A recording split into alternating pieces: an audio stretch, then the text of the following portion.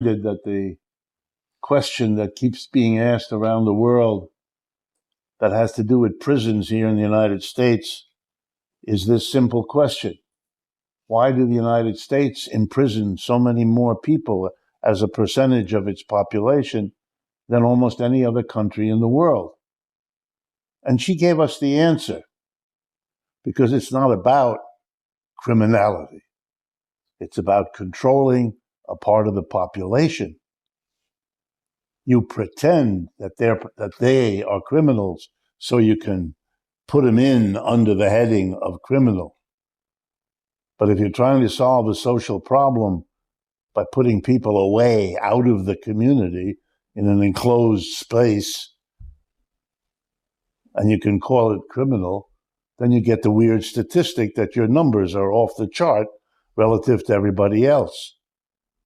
And I have to tell you, because in large part, the people in most other countries do not allow such a thing to happen. And as Americans, you ought to ask yourself, as I do, what is it about our country that allows such a thing to happen and to be perpetuated and to produce? You all know, and I don't want to digress, it costs much more per year to put a person in jail than to give them a decent job and an income.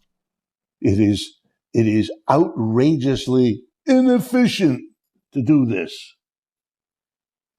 We may have a Department of Governmental Efficiency, but it didn't do anything about one of the grossest inefficiencies that this government has ever perpetrated on people. And if you can see the fakery of calling it all drug-related, it's the same thing. The story I told some of you before we went on the official program about those 76 people that have been executed by the United States because they were on a narco boat in the Caribbean or the Pacific over the last 3 months. Those are also being called criminals, being involved in the drug trade. Hello brothers and sisters, welcome back to the channel. I'm hoping that you are doing great from wherever you're watching this video from. As you know, I'm your host and presenter Stories. It's a beautiful day that God has granted unto us so that we can get to talk about all these things that are really important and they affect majority of the people. Now, there's something weird about America. And for the person who's speaking is called Richard Wolff. He's an economist who tries to explain why the fall of America is inevitable. And he talks about the structural issues like inequality, the structural things that is making America be what it is today. One of the biggest things is racism. America has a big problem with racism, right?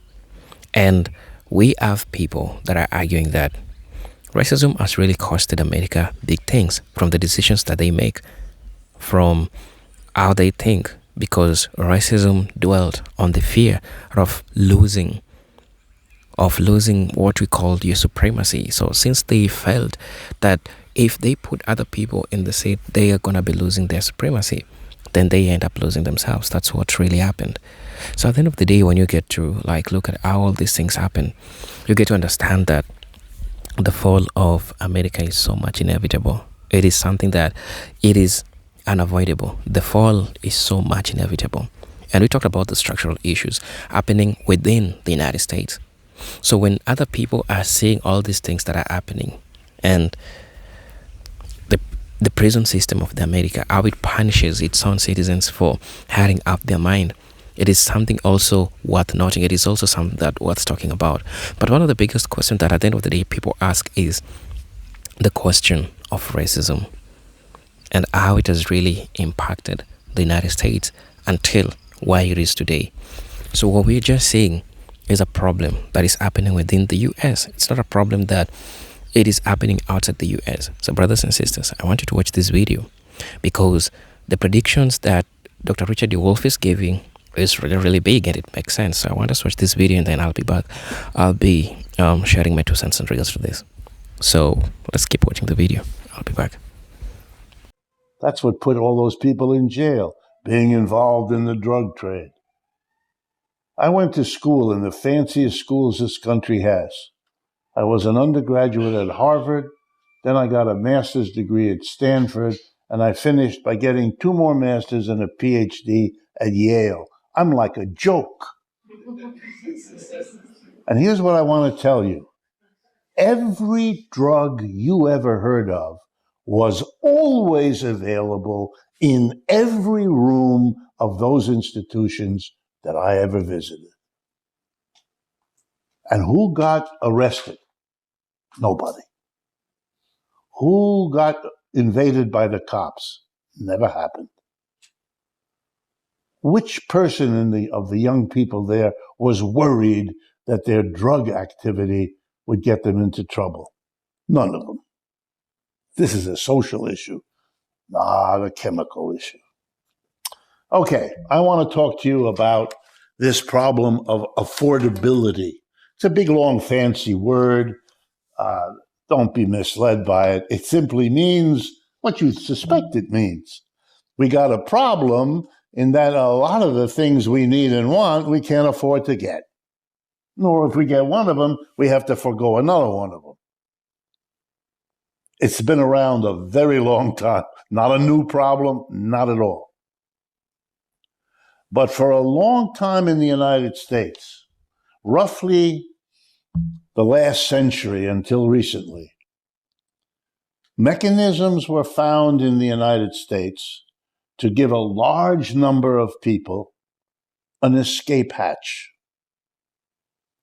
to give them a little extra money so that they could afford many things, more than their parents had been able to afford, and that was a sign that was important.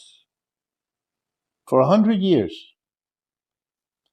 The period is known historically, and it will be looked back on in the years ahead, as the period of the American Empire, when the United States became a global power. That was not always true. For most of the history of this country, it was not true. Remember how it began? I don't mean began with the people, the indigenous folks that were here.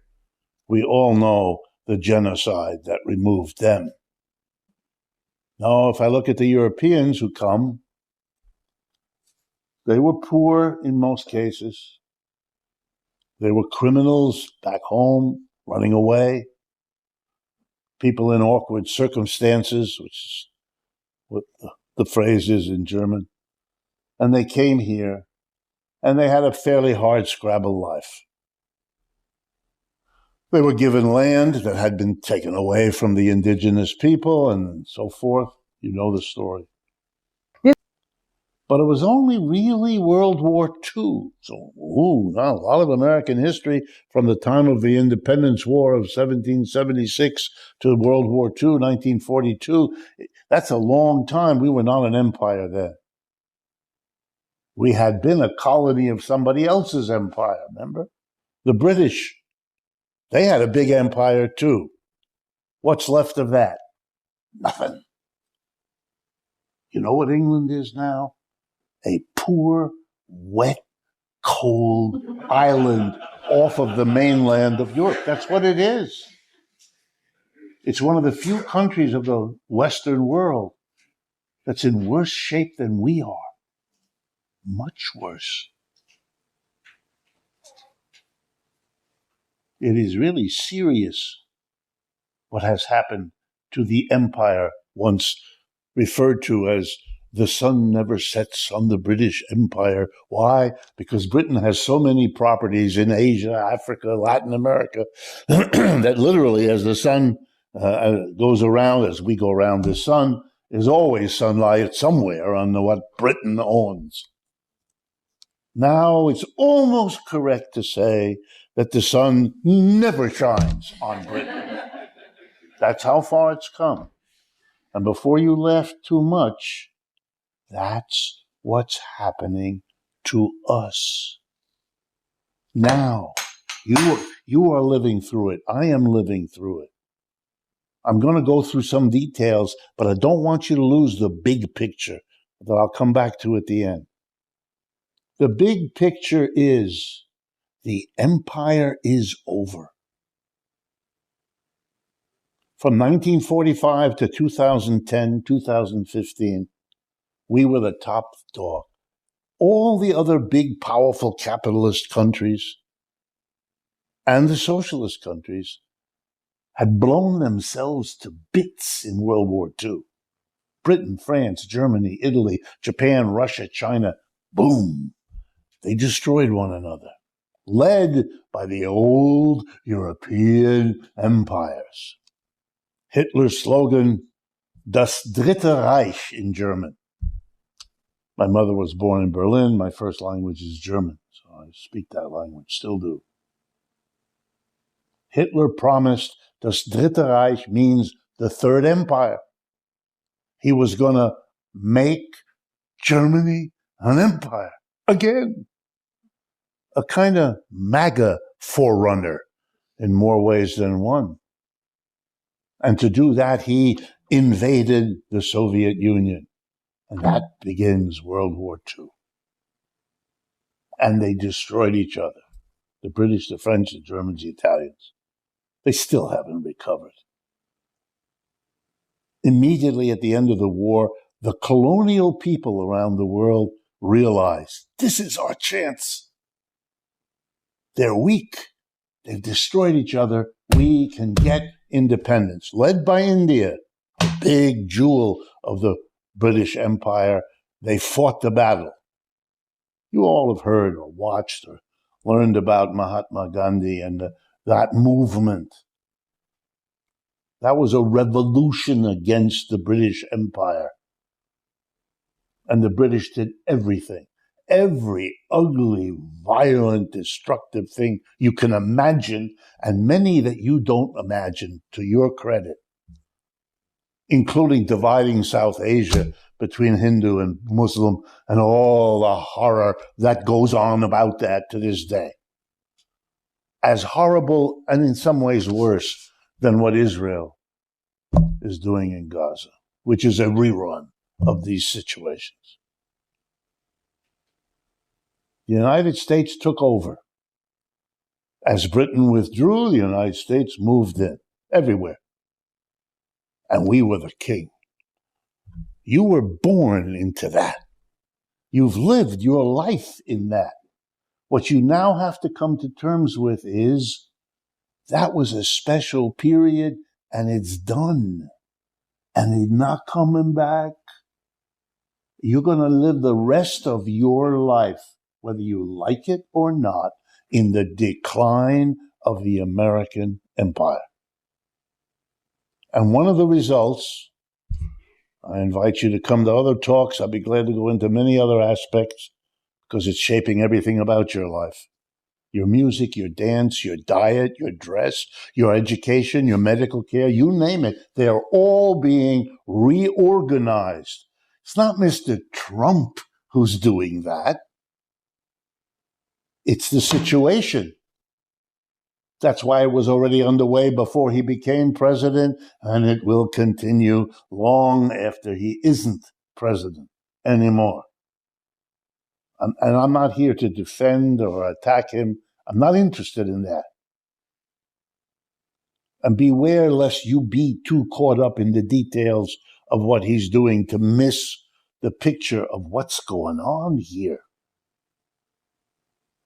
As the empire declines, and let me give you milestones so you can get it. The United States went to war in Vietnam. The enemy was the Communist Party of North Vietnam. The United States lost the war. You know who runs Vietnam today? The Communist Party of North Vietnam, because they won. You know who doesn't run Vietnam? The United States. You know why? Because they lost. I have to underscore this to Americans who live in an environment in which they don't seem to get it, what happened there. Now, I'll pick another one. Afghanistan. The enemy there is called the Taliban. The United States went to war against the Taliban, and the United States lost, and the Taliban won. You know how I know? Because who runs Afghanistan today? Let me tell you, in case you're wondering, the Taliban. That's a clue about who won and who lost. Ukraine is in the process of being lost. There you had the United States, all of Europe, and the Ukraine army, all going to work against Russia. Russia won, the West lost. That's why the Europeans are crazy these days about Russia. This is not the way this was supposed to go.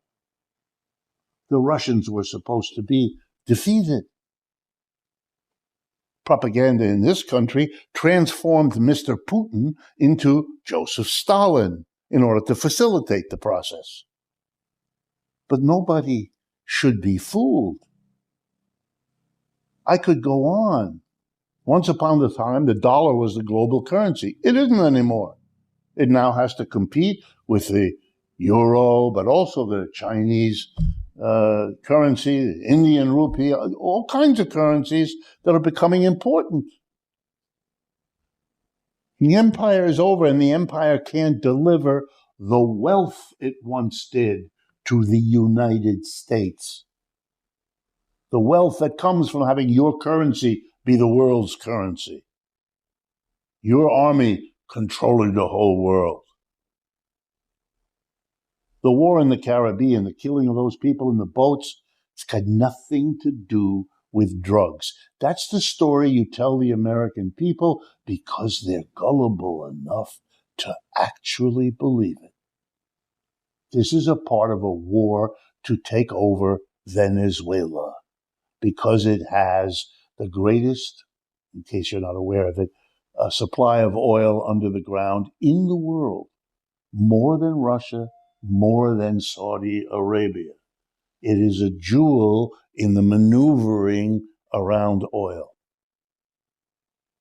And the United States is very embarrassed by having lost in Vietnam, lost in Afghanistan, lost in Iraq, lost in Ukraine, so it has to win somewhere.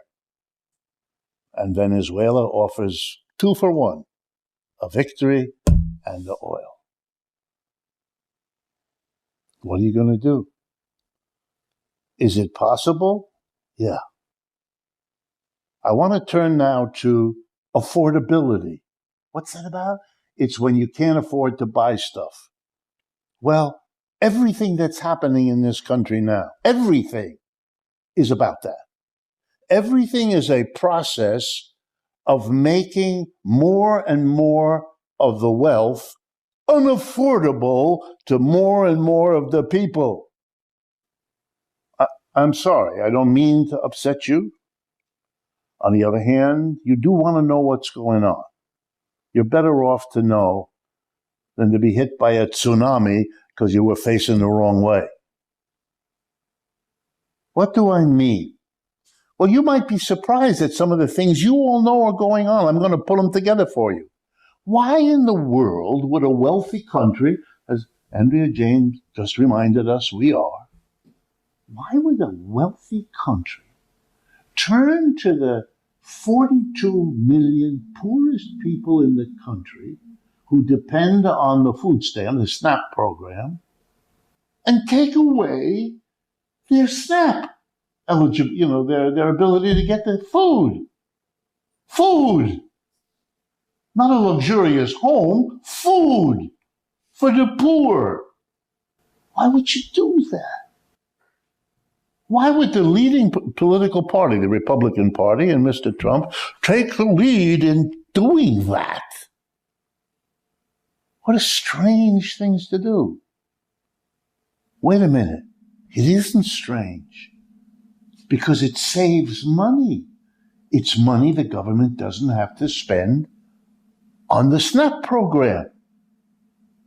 Just like, firing huge numbers of public employees. Elon Musk and that several months we all watched as they were bringing efficiency.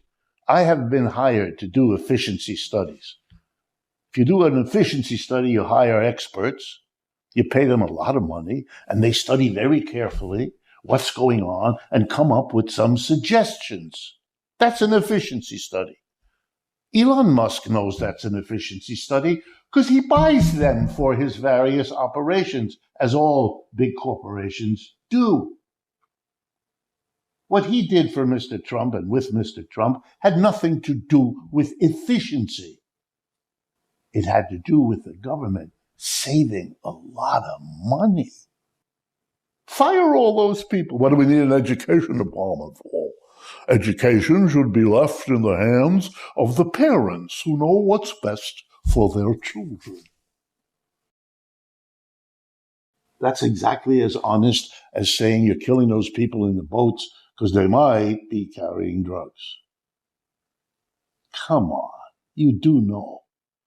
You don't want to face what you're being told because it's demeaning to understand how little your leaders respect in you.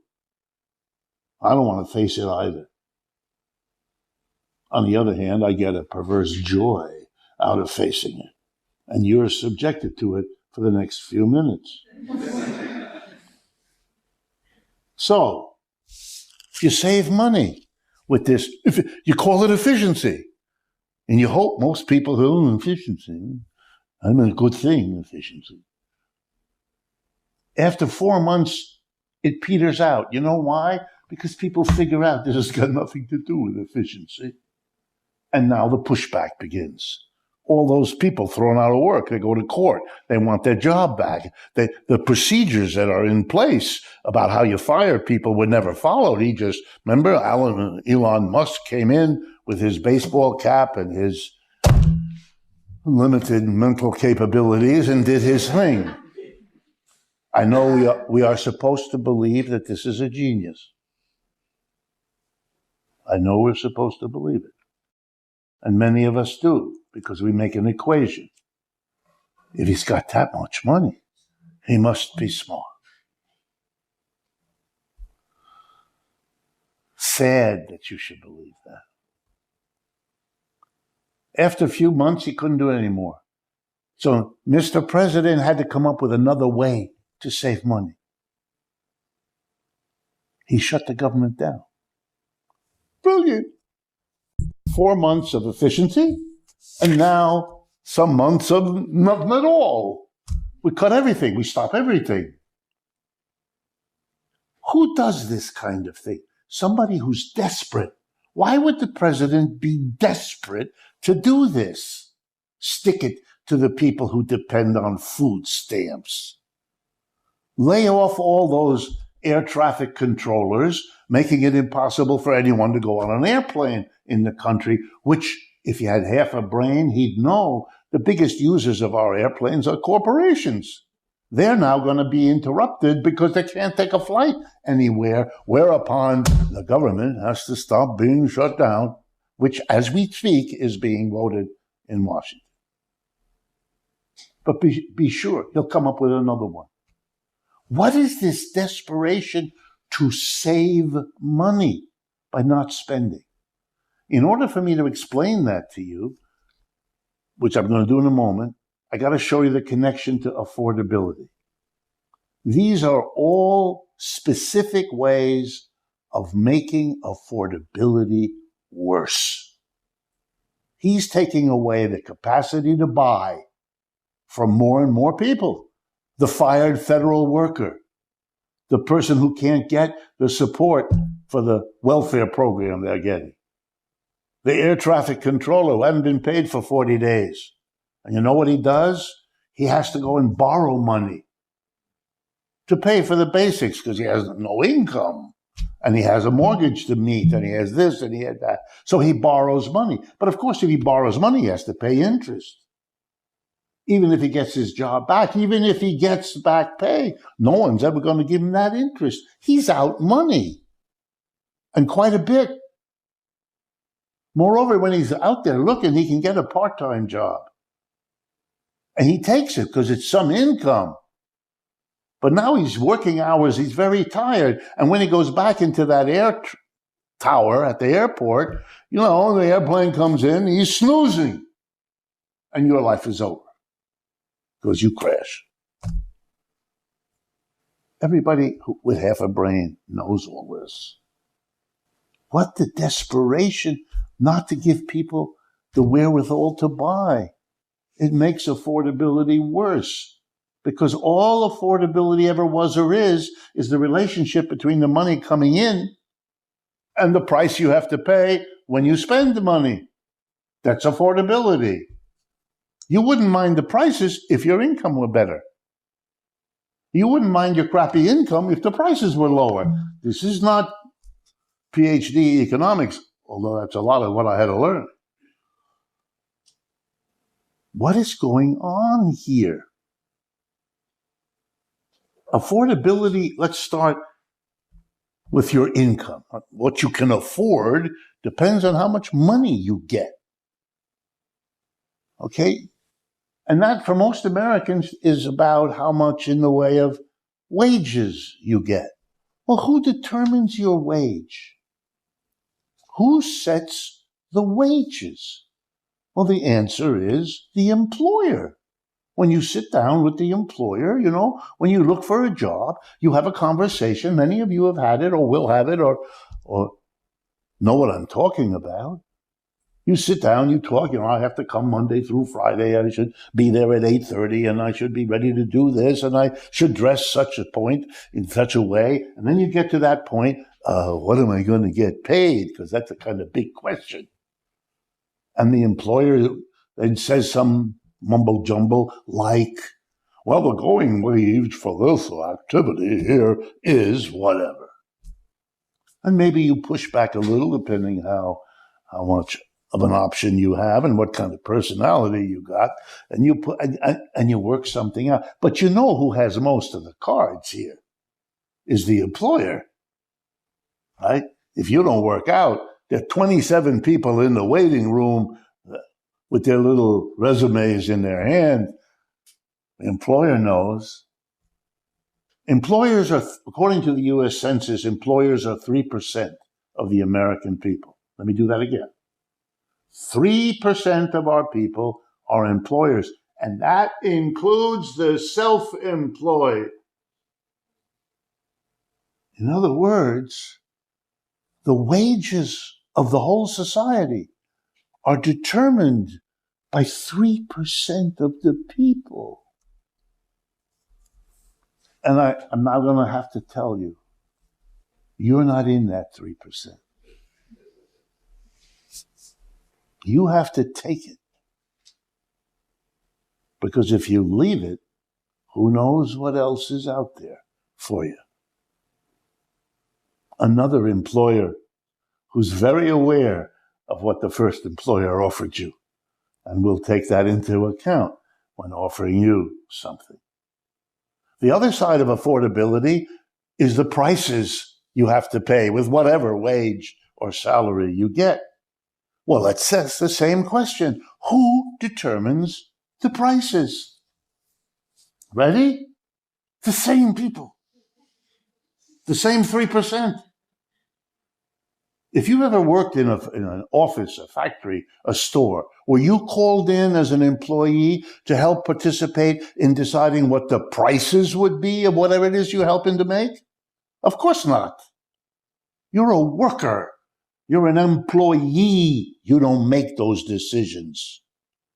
Those are made by the employers. They decide the prices they put on things. So let's see now. This is higher mathematics. The same 3% who determine your wage are the same 3% who are determining the prices you pay.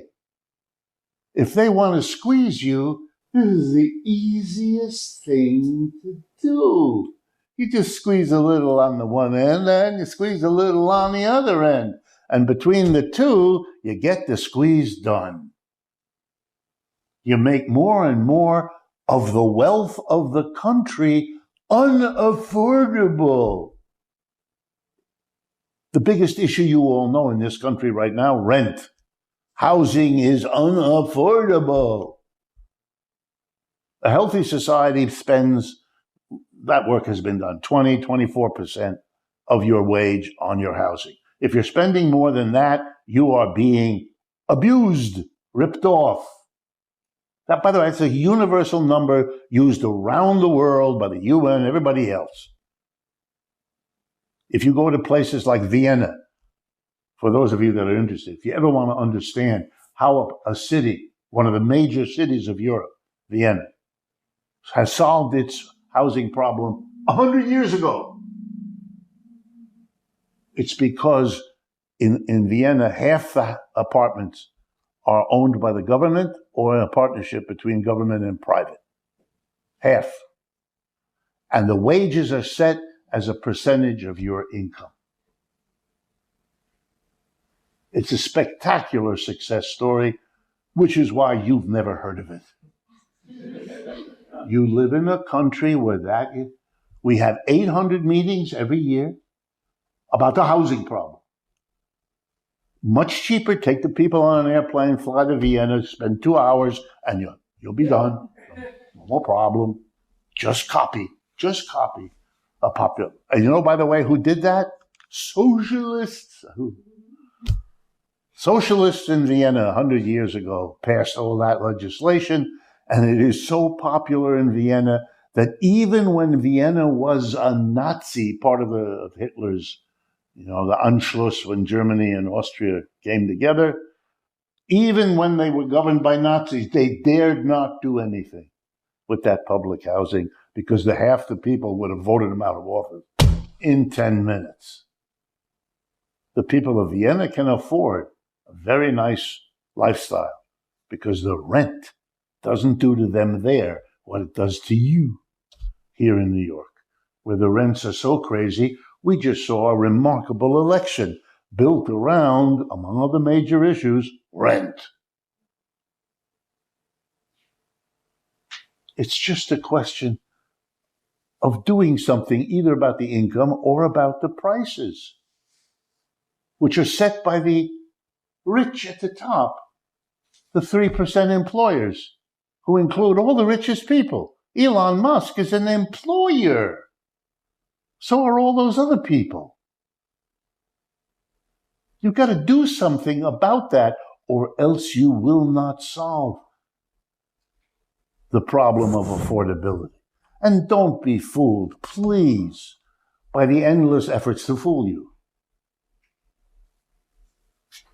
When you're watching TV and you see an ad for soap, and there's a lovely young person in the shower soaping himself or herself up, and the announcer comes on and says, if you use this soap overnight, your sex life will get so much better. You giggle, just like you just did, because you know that that's nonsense. They just want you to spend money on that brand of soap. And so they hope you will by telling you this story. And yet you believe the equivalent when you're told about the economics. I'm going to give you an example. President Trump has imposed tariffs. And he has done that for a very particular reason. It has nothing to do with anything he says. He doesn't understand much about tariffs. Anyway, for those of us that are economists, it is a daily embarrassment when he opens his... Really, I'm talking about my right-wing colleagues too, who love him but are embarrassed by what he says. A tariff is a tax. It's just a funny name, comes out of history for that particular tax. It's like an income tax or a sales tax. It's just another tax. A president of any country can only tax his own people. When Mr. Trump talks, it's the tariff. I'm going to hit the Indians with a tariff. I'm going to hit the Chinese with it. He can't do that. He can't tax anybody but Americans. Just like we will not allow the king of Belgium to tax us, because that's Belgium. He can tax the Belgians, but he can't tax us. So the first thing is the tariff is a tax on Americans. Now, you may not have understood that, and I forgive you. Our president still doesn't get it. Or maybe he does, but it's very dangerous to be known as the president who adds to the taxes, especially for a Republican, which is a political party that has spent the last century standing against taxes. What a remarkable thing that the Republican president of the Republican Party that's always against taxes has just given us one of the biggest, worst tax increases we've ever had, these tariffs. If it didn't occur to you before, yeah, it should have. Well, you might say at least it's a tax that falls on business. And you're right. You know who pays a tariff? The business that brings goods or services into the United States that are manufactured or produced elsewhere. The tariff is on it used to be called in American history import duty. But it's the same thing. It's just a different word.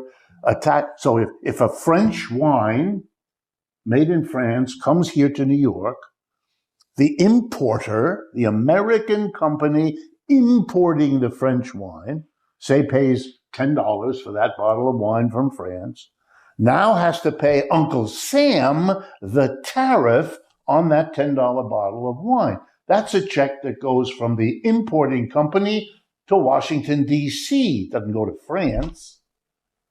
Nobody in France pays the tariff. An American pays the tariff. But it's an American business. So you might want to say, gee, well, at least the president is taxing business. Wrong again.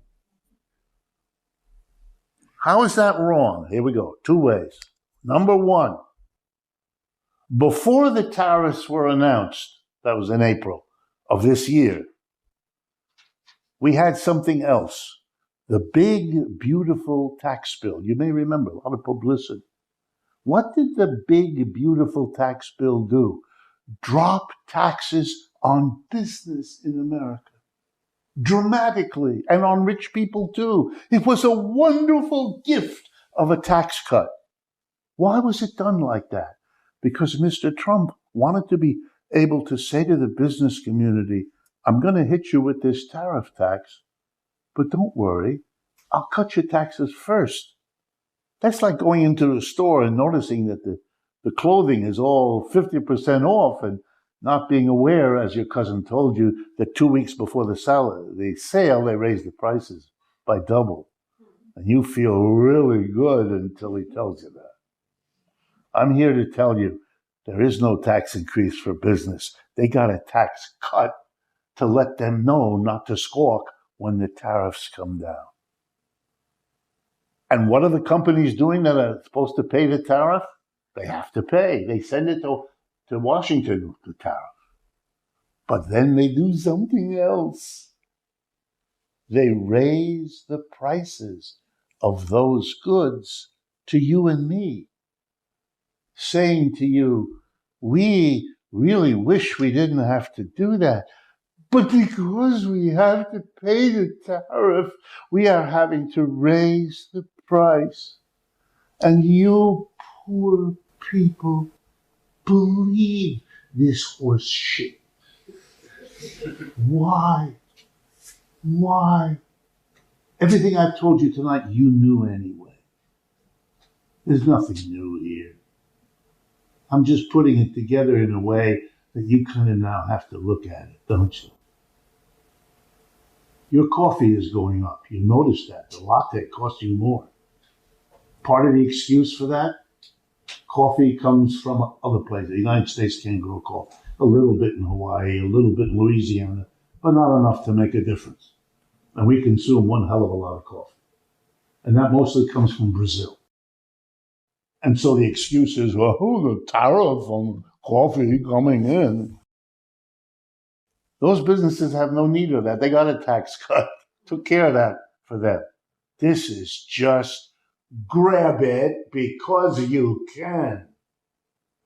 And the American people are upset that the money flowing out of their wallets to pick up that coffee once or twice a day is adding up. And they're kind of noticing. This is not going to stop, folks.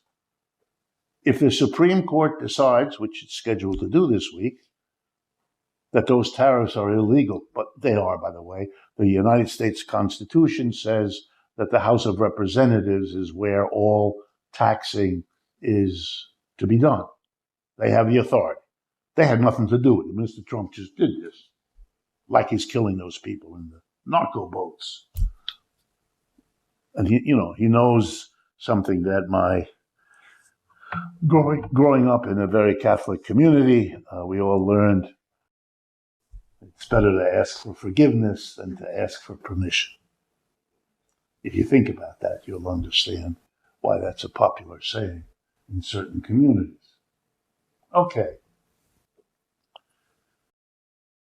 30 years ago, the relationship between what an executive got at a big corporation and what the average worker got was about 35 to 1. Go back to the 60s and 70s, that was normal. What is the relationship now? About 300 to 1. Do you understand? The executives, the employers, raised their income much, much higher than it raised yours. They don't have an affordability problem. You may. They don't. That's the message here. To say it now in the way I started. When an empire goes down, we have seen in every example of which there is a record that the people at the top, those with the money and those with the power, hold on to their wealth and are in a position to do it. Which means the cost of the decline is offloaded, doesn't fall on them. It falls on us, on the rest of the people. And it takes the form of an affordability crisis.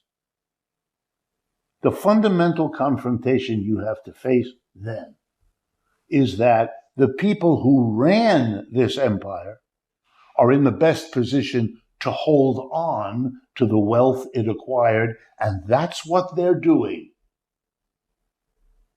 And to you, they give a very large middle finger. And the only question, the only one worth asking, is whether you will tolerate it or not. All the rest are details. Here's a detail that was surfaced yesterday out of the mouth of our president, who, because he doesn't understand much of this, mumbles stuff, which is very instructive because the normal kind of person who sits in his position knows that you don't say these things. These are kept quiet. So he announced a great breakthrough, a 50-year mortgage. I don't know if you caught this, but let me be sure you did. The normal mortgage in this country, long-term mortgage, is 30 years. Rarely do they go beyond that. You can get a 5, a 15, a 10, up to 30 years. And for those of you not clear about it, all of it, mortgage is the name of a loan, just a particular kind of loan. But there's nothing to it other than a loan. A mortgage, somebody lends somebody money to buy a house or a home. So we call it a mortgage. Just like if it's a tax on an imported product, it's a tariff rather than just a word tax. Okay, so if you have 30 years to pay back a loan to buy a house, then each year, roughly speaking, you've got to pay back the creditor 1/30th of the value of the loan plus interest. So that over 30 years, you've paid it back. Obviously, if people are having trouble with their house, here's what we can do. We can lend it to you for 50 years, which means from the time you graduate high school till the day you die, you'll owe money. Lots of it. This is helping you. Mr. Trump is helping you. What he doesn't mention is those extra 20 years, you'll have to be paying interest, which means the house will cost you way more with all of that added interest than it would have if you'd paid it off in 30 years. You poor schmuck. That's how the government, I want you to understand how you look to them. And ask yourself whether they deserve the respect that is asked of you. This is not a solution. This is more of the same game. The president ought to be called what my parents used to call people like this, the flim-flam man. The one who comes in with a great deal you really got to have right away. Quick, before you understand what's going on, give me some money. What is going to happen here? This has been going on for a while, folks, and it's not stopping. And there's nothing the United States can do. You've got to understand that, because most of the causes of this lie outside the control of the United States. Mr. Maduro in Venezuela, who has a lot to be worried about, the largest aircraft carrier in the world, full of bombs and planes, the Gerald R. Ford by name, for those of you who pay attention, has just entered the Venezuelan area. This is usually a setup. The United States has moved troops to a number of bases that are within half an hour, 45-minute air flight to Venezuela. Venezuela is a small, poor country that has been subject to sanctions by the United States for decades now. Not as long as Cuba, but for decades. This is all very familiar. You put a lot of sanctions, you hobble the country, and then you do provocations, and then the CIA does its thing, and then you invade. And that's called the Monroe Doctrine, to clean it up. All right, Russia has announced that it will not permit that to happen. Whoa. Did you hear what I just told you? Russia has announced no more Monroe Doctrine. No more agreeing the United Western Hemisphere is the United States' place. Now, what does that mean? Who knows? But the world is changing. Nobody did that before, including the Russians. Russia and China together, folks, is now a much bigger, richer economic powerhouse than we are. I left it to last because I know in America it scares people. But in economics, we make a little calculation, a kind of a shorthand. We get a measure of the total output of goods and services in a country in one calendar year, 12 months. And we call that the GDP, the gross domestic product. You'll hear it referred to in radio and television all the time. And we compare countries to get a sense of how big they are. To give you an idea, the United States GDP is now in the neighborhood of $25 trillion, give or take. The GDP of Russia, 3 or 4 trillion. You understand? Russia was never an economic threat to the United States. Not when it was the Soviet Union, and not now.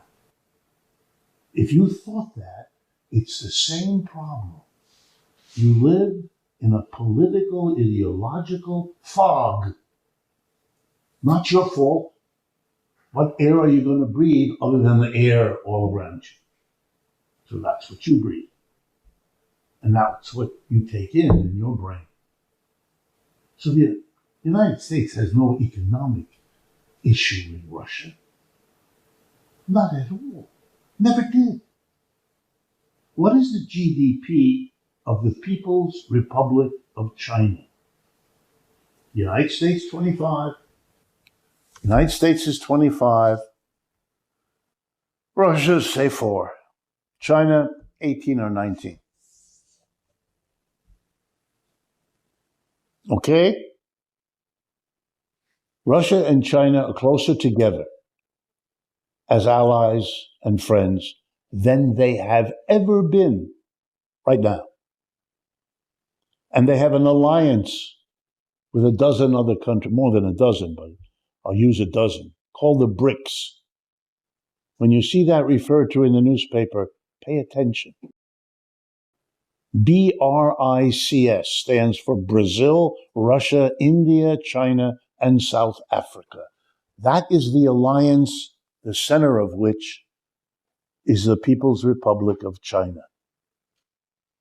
If you add up the GDP of all the BRICS countries, China, India, all of them, it works out to about 35% of the total output of the world, of our whole planet. Just those countries. If you do the same for the United States and the G7, that's the big alliance of the United States. That's the United States, Canada, Japan, Britain, France, Germany, and Britain. Total GDP of the G7 is about 28% of the world's output. So do you understand? The Russia-China is a much, much bigger, richer core of the world economy. We are not what we were. Not even close. The two were the same. The GDP of the two blocks were the same in the year 2020. And since then, the gap has grown always in the favor of the People's Republic of China. The United States has tried everything to stop it. Everything has failed. This year, 2025, the Chinese economy will grow, GDP, about 3 times what the United States will grow, and that has been the norm for the last 40 years. Last step. Unspoken until now, one last dimension of all of what I've been describing. Another sign of a declining empire is the inability of the political system to manage the economic system in a way that's acceptable to the people who live there. That's why so often as empires decline, they break up inside. The different parts of the empire fight against one another, actually accelerating the decline of the empire. They don't hold their unity. They begin to dissolve. For the last 40 years, the United States has been unable to pay directly for its own functioning, which is why we have gone from 35 years ago, when our national debt was a few $100 billion, to our current situation where the national debt is $36 trillion. This is an amount of money borrowed that the world had never seen before. The United States owes more money than any other country on earth, and they're not close. Year in and year out, the government of the United States doesn't raise taxes, but spends a lot of money. And the only way it can do that is if it borrows the money with which to spend, since it's not raising the taxes. Why is it not raising the taxes? Because corporations and the rich have purchased the political system. They give money to the politicians who do not tax them. That's why the first thing Mr. Trump did when he was president the first time was to get the tax bill of 2017. And the first thing he did this time on his second presidency was the big, beautiful tax bill I just mentioned to you. He's taken care of business. He's taken care of his donors. And the Democratic Party does pretty much the same thing. Not as aggressively, not as big. They can always have that T-shirt on with a finger pointing at Trump saying, we're not as bad as him. Which is, by the way, their electoral strategy. Which last Tuesday suggested isn't working so well anymore. It's so bad, the borrowing, that the world has taken a step in the last 2 years, and I'm going to close with that. The world has taken a step that no one foresaw because no one wanted to see what it means that the empire is over. There are 3 companies that rate the credit worthiness of all borrowers, all corporations, all governments. One is called Standard & Poor, another one is called Moody's, and a third one is called Fitch. They are the 3 companies, all American, who will tell you the credit worthiness of a county in Myanmar and of a factory in China and so on. That's their job. They measure. All 3 of them have now dropped the credit rating of the United States from AAA, which is the best, to AA. The United States used to be AAA. Are there other countries that have AAA? Yes, quite a few. But not this one. You live in a country that is no longer safe to lend money to. And the big banks and insurance companies, the foreign countries who are the big lenders to the United States, you don't know much about it because few of you in this room, I'm guessing I'm right about this, correct me if I'm wrong, but few of you are in the habit of lending big bucks to the United States government. In other words, you have no idea what I'm talking about because it's not about you. If you're not a billionaire, you're not in this operation. So now the United States has a new problem. It solved its difficulties for the last 30 years by borrowing wild amounts of money, and now it can't do that anymore, like every creditor, every borrower who goes too far.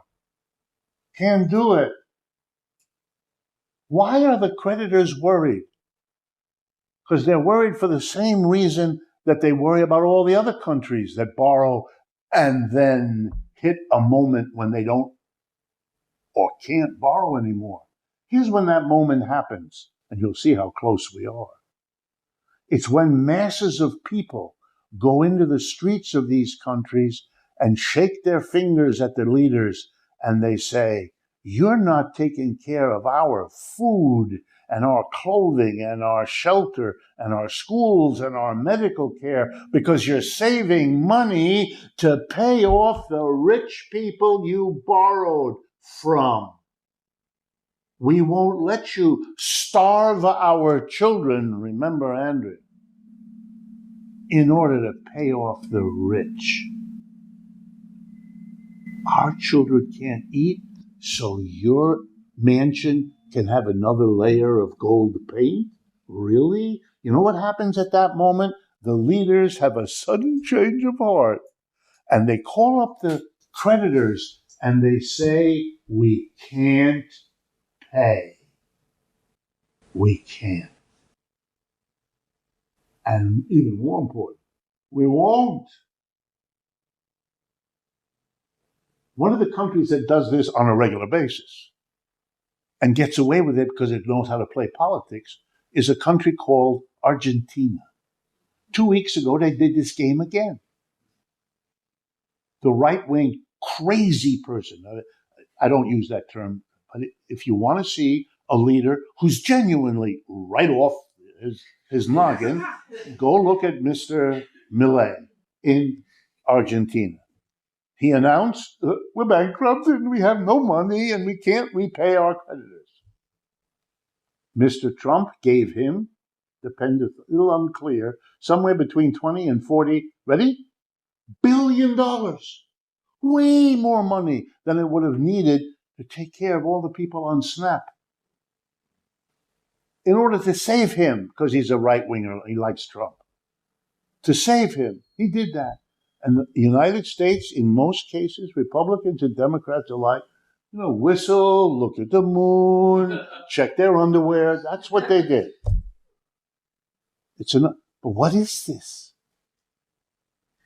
Now the United States has to look at least like it's doing something. And that's what we're living through. Can we stick it to the federal employees? Let's try that. Can we stick it to the SNAP people? Let's try that. Let's do this. Let's do that. How about a 50-year mortgage? I mean, it is everything but looking at the question. So here are the two things just to end with. The government could be called in to do all kinds of things to solve this problem. Things that our political leaders do not even venture. Although, because he deserves it, Mr. Mandani does. He talks about taxing the rich a little. He talks about bringing rents down. He's addressing affordability, which was a theme of his campaign.